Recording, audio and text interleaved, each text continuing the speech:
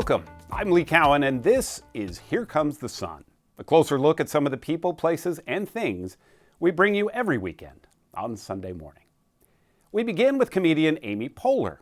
Her one-liners are quick, they're smart, and they're devilishly funny.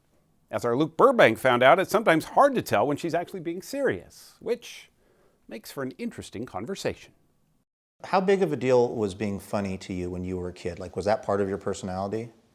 That's a deep question, Luke. Yeah, I did like the feeling of knowing I could make people laugh, or if I tried to be funny, it would work. Sometimes I didn't try, and I got laughs, and that was sad. Those were sad days. Mostly, though, the laughs Poehler got were intentional, especially as she honed her comedic chops. First, in Boston, where she attended college. Not Harvard. People should know that. You know that it was Harvard when the people don't clarify. Yeah, people from if Harvard people like say, to say, I went to school in Boston, it's probably Harvard. It's Harvard, but it wasn't Harvard. It was Harvard Plus. It was the more fancier Harvard. There's more from that chat coming up a little later on in the show. Do you feel like comedy cancel culture is actually a thing? Well, I think comedy has an expiration date. Comedy is a fresh product. I mean, nothing is more subjective than what makes you laugh. It's, wild. Country by country, state by state, family member by family member, people feel very strong about what they think is funny. Then we're off to a unique southern restaurant with Martha Teichner, where there's a bit of history on the menu too. In my sort of simple thought process of it, I was a white guy, a black woman would be my perfect counterpart to running this place. Before the meeting, I thought, am I going to be a symbol here? Am I going to be a living, breathing political statement? Because I didn't want to. Trained in France, Mashama Bailey was a sous chef in New York City, working for a prominent woman chef, when Jono, a media entrepreneur with zero restaurant experience, approached her about becoming his partner in The Grey. The Grey opened in 2014. The loaded history of the place, part of its identity. But Jono and Mashama avoided any discussion of race. All of that just ahead on Here Comes the Sun.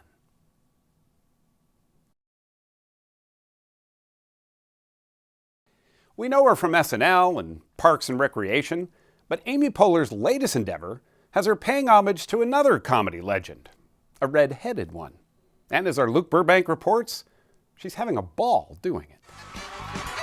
Amy Poehler has been on some of comedy's biggest stages and has delivered some truly memorable lines. I haven't really been following the controversy over Zero Dark 30, but when it comes to torture, I trust the lady who spent 3 years married to James Cameron. But before all that, of course, she was just a kid, the child of two public school teachers in Burlington, Massachusetts, who couldn't quite put her finger on it, but knew there was something she liked about making people laugh. How big of a deal was being funny to you when you were a kid? Like, was that part of your personality? That's a deep question, Luke. Yeah, I did like the feeling of knowing I could make people laugh, or if I tried to be funny, it would work.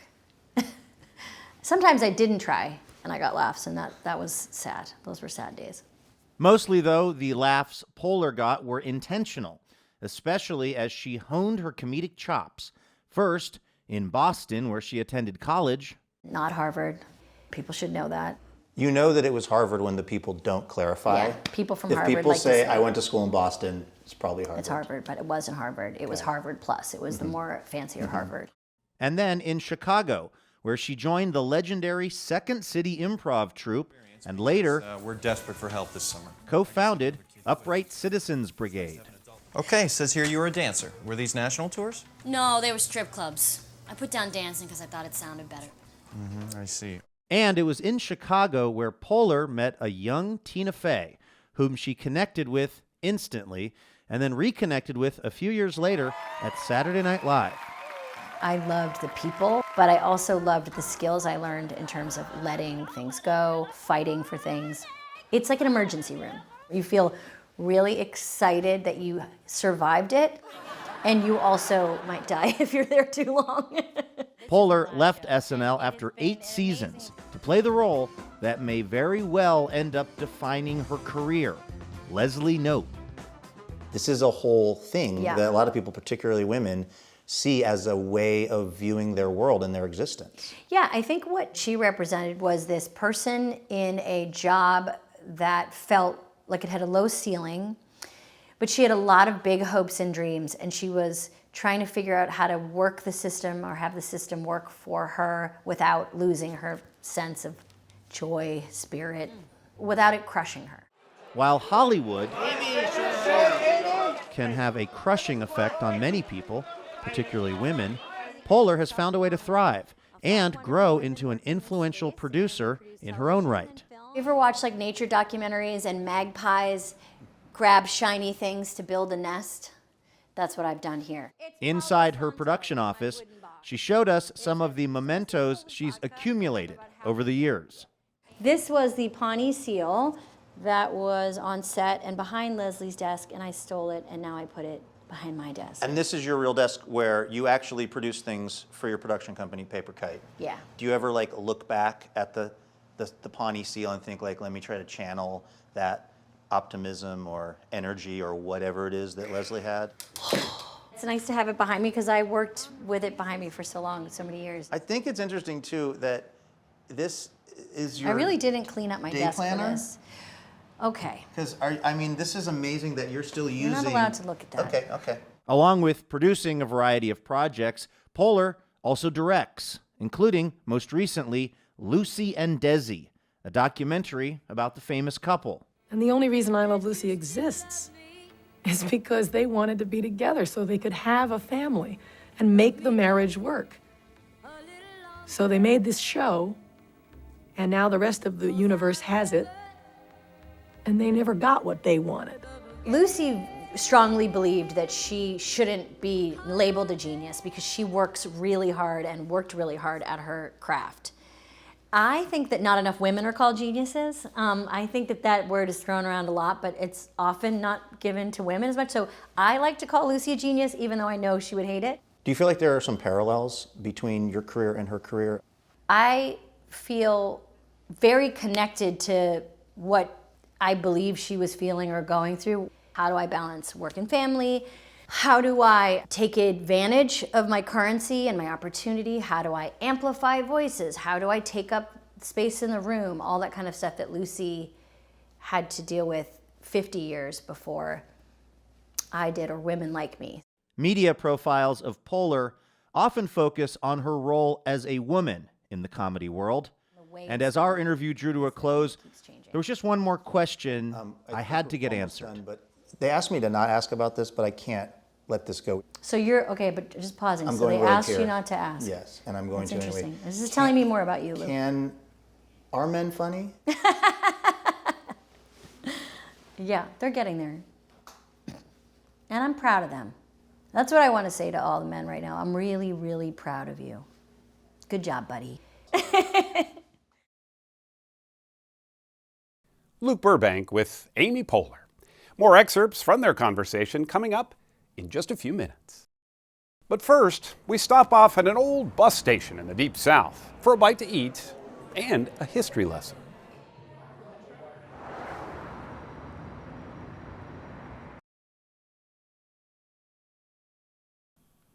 It's called The Gray, not a typical name for a restaurant, but there's a reason for that name and a reason for its place in the Deep South. Martha Teichner takes us to a place where the soul isn't just in the food. The past is what brings tourists to Savannah, Georgia. Its historic district, the antebellum South, caught in a picturesque storybook time warp. All right, you guys right there, just like that. A few blocks away is the Gray, as in Greyhound, a destination restaurant in this destination city.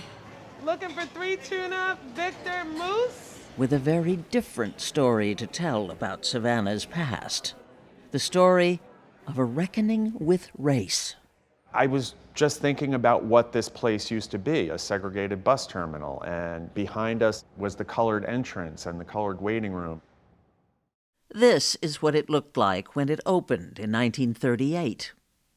Not the wreck Jono Morisano, a transplant from New York City, bought in 2012 and decided to turn into his idealistic dream of what a restaurant could be.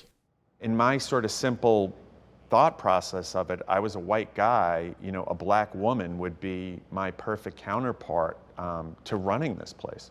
Before the meeting, I thought, am I going to be a symbol here? Am I going to be a living, breathing political statement? Because I didn't want to. Trained in France, Mashama Bailey was a sous chef in New York City, working for a prominent woman chef, when Jono, a media entrepreneur with zero restaurant experience, approached her about becoming his partner in the Gray. We talked about pork shanks, right? And we both realized that our grandmothers both cooked pork shanks. And that was a common moment for us. It's nice to come back and see what it is now versus what I remembered as a child. And this is the house? And this is the house. And although she was born in New York, Mashama had actually lived in Savannah for 6 years as a child. Factor in the building. The building is an obstacle that you guys have to work with. A building Mashama once would have had to enter by the back door. This isn't about being comfortable. This is about moving with purpose and thinking ahead. The Gray opened in 2014. The loaded history of the place, part of its identity. But Jono and Mashama avoided any discussion of race. That question really came home when we had our tragic event here, where, that was where we really had to confront it because it was unspoken. It was unspoken. I was often the only black person in the room. The tragic event was the death in front of Mashama of the Gray's general manager, Scott Waldrop, run down by 3 young men fleeing a shooting in 2017. I didn't know how much I trusted Jono until I called him that night. Scott was a huge part of the Gray. I answered the phone and she just was apoplectic, kind of like, wailing and hard to make out and everything. Maybe we started to really see each other as partners at that point. It's like in tragedy and in trying times, you figure out who your friends are. Yeah. Right. I used to walk to school this way. I walk to school this way every morning. What started then and continues still is a conversation. I agree with that. Good, I'm glad. My plan worked. Yes, your plan was awesome. FYI, Mashama swears she didn't rescue a greyhound because of the restaurant. I want to add some a la carte items. By the time Jono asked her to collaborate with him on a book about the Gray, they trusted each other enough to face head-on everything both of them had until then left unsaid. And I didn't want to talk about race. I didn't want to talk about my feelings about race, and I didn't want to talk about his feelings about race. And what happened? We talked about race. It was hard. It was hard. Mashama and Jono, accompanied by Jono's wife, Carol, rented an apartment in Paris, and the book took shape. It was like a 6-week-long therapy session about ownership, pride, pain, fear, confusion. It was really about opening those wounds and dealing with them. Was I that guy who was talking a good game about progress, diversity, women's empowerment because there was nothing at stake? Why would you hate us if we have nothing that you want? That dialogue would become the book, Black, White, and the Gray. Was this part of my racism, my legacy, that remained hidden away in my unconscious? There's always a question of intent when black folks and white folks do business together. The emotion was a lot harder than I thought it was going to be. And Mashama can talk about how many times I cried and how many times she cried. It was less than him. The restaurant is their safe space now. You can't walk the streets of Savannah and deny the bounty that this part of the world has to offer. I'm doing some creamed collards. I've never had cream collar. We smoke half of them and braise half, and then we blanch the other half, and we incorporate it with the bechamel. Little Parmesan cheese, butter, flour. Mmm, the nice smokiness. Do you taste it? And the sweetness of the onion. Yeah. Mm. In 2019, Mashama Bailey won a prestigious James Beard Award and is up for another this year for cooking that continues to pile up accolades and blow to pieces preconceived notions about what Southern food is. The Gray is surviving COVID. A painting hangs above the most visible table. There's a Greyhound bus in it. Black people are sitting in the front, whites in the back. And we had more than a handful of people walk out of the restaurant, before ordering because they were offended by it. The picture is quietly provocative. Just like the conversation Mashama Bailey and Jono Morisano have dared to have. I don't think Mashama and I are fixing anybody's problems. I don't think we're fixing Savannah's problems, the South's problems, America's problems. We're not even fixing our own problems. What we're really doing is just creating a dialogue and almost like a safe space for a dialogue between each other. And that's the best we can do, I think. Is this why you haven't posted any TikToks? I haven't posted any TikToks yet. I'll tell you why I haven't. After the break, more from Amy Poehler. I love it. Stay with us. So I know that the creators on TikTok. Welcome back. Here again is Luke Burbank with Amy Poehler. You started SNL at an extremely auspicious time. The first show back after 9/11 or something? Yeah. What was that like for you to be in your early 20s? This is a huge break, and America is wondering, will we ever laugh again? Yes, America was asking, will we ever laugh again? And I was asking, where are the bathrooms? How does this work? No, it was, I had lived in New York almost 5 or 6 years at that point, and I felt like a New Yorker, and like all New Yorkers, I felt an incredible, complicated sense of emotions during that time. And also, I was doing a sketch comedy show in New York. So I remember I have such fond feelings of being so grateful for a sense of community and purpose during that time. But it was strange. It was a time when we had to tenderly figure out how to communicate with the audience. There's a lot of conversation around comedy now having to do with the idea of cancel culture, and you can't say anything anymore. Mm-hmm. Do you feel like comedy cancel culture is actually a thing? Well, I think comedy has an expiration date. Comedy is a fresh product. I mean, nothing is more subjective than what makes you laugh. It's, wild. Country by country, state by state, family member by family member, people feel very strong about what they think is funny. And therefore, it's really complicated. And I think that's okay. That's what it's supposed to be. It's supposed to be this art form that makes you think and question and figure out, why do I like that? Why am I laughing at that? Why do I not laugh at that anymore? Can we say that anymore?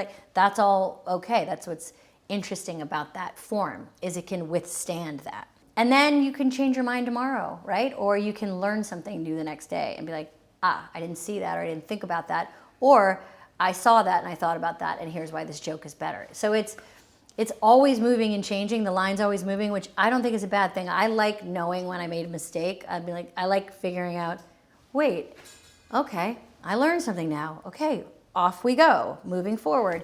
And I also like people saying, wait, hold up. Are we overcorrecting here? Are we adding perspective that wasn't there? Are we reading? I like all of the discussion of it. I know it drives some people crazy. One hopes that you're different than you were 20 years ago. One hopes that you've learned some things about how the world works.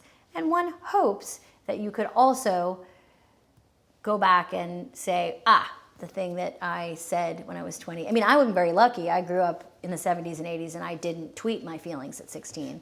You know, I'm lucky. I'm a generation that doesn't have that, but this generation does. Like, everybody says their feelings in real time out loud. And then it's kept in a digital drawer. Is this why you haven't posted any TikToks? Yet. But you look at TikTok?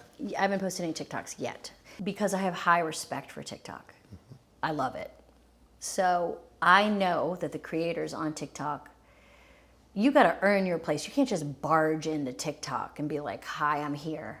I'm Gen X. We take our time. We raised ourselves. We know we're just going to take it slow. Literally also because we hurt our knee. Mm-hmm. A lot of those dances Yeah. take a lot so we gotta of take flexibility. It slow. Yeah. We rolled an ankle. Yeah. So that's why we're taking it slow. I feel like you're sort of in the loving comedy universe. Ooh. Which is to be funny, but to not be mean unnecessarily, to punch up. I mean, is that something that you really think about when you're creating stuff? I do know what you're saying. There is this sensibility that I am drawn to at times, and Mike Schur and Nick Offerman and Tina, all the people that I work with, we all come from a similar improv sketch background vibe sometimes. And it was really distilled in Parks and Recreation, which that experience was an example of, really funny people also enjoying this feeling. And I think that the feeling of it all is really interesting because I think it's quite hard to do. I think it's easy to make fun of and hard to do. Because that is the part of TV that is the magic part, is that that switcheroo, that laughing to crying kind of stuff. I heard you say that in an interview that I think you said something like going from crying to laughing in short order adds years to your life. I think that expression of humanness is so exciting if you can get it. So I just think the feeling of laughing, after you've felt something is really special, because I think those two things, again, are hard to do. It's easy to laugh, and it's also easy to feel sad, and to put them together is very sweet and salty in a way that is so satisfying to me. And I do think it extends your life. And I'd love for you to take my course. It's $250 for a 10-week course, laughing to crying. Okay. How can I extend my life? I just need you to hold on, before you say yes, and I know you will. I need you to take a few vitamins that I sell, all right, and a powder that I have in the trunk of my car. Do you accept a payment plan? Because $250 out the door is a little much for me. Yeah, sure. Okay. Yeah. All right. I have a lawn that you could mow. Okay. Oh, great. I have some dogs you can walk. I'm in.